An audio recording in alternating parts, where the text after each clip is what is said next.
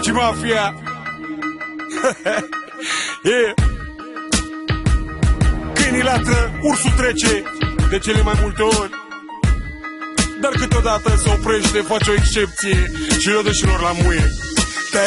Te-ai dus, muiscule, te-ai dus, te așteaptă afară, fanfara, muiscule, te-ai dus și ești așa frumos în rochiță cu fundiță.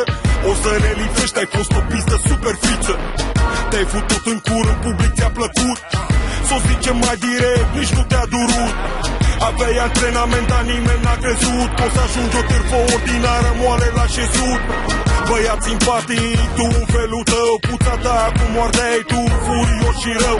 Când lumea s-a întrebat, îți mă suge chiar așa? Tu ai dat un tra-la-la-la-la-la-la-la-la. La groapă să te ducă tata, o să lăcrimezi, o să vă varsă lopata. Că-mi pare rău, n-am vrut să te omor, speram să-ți dau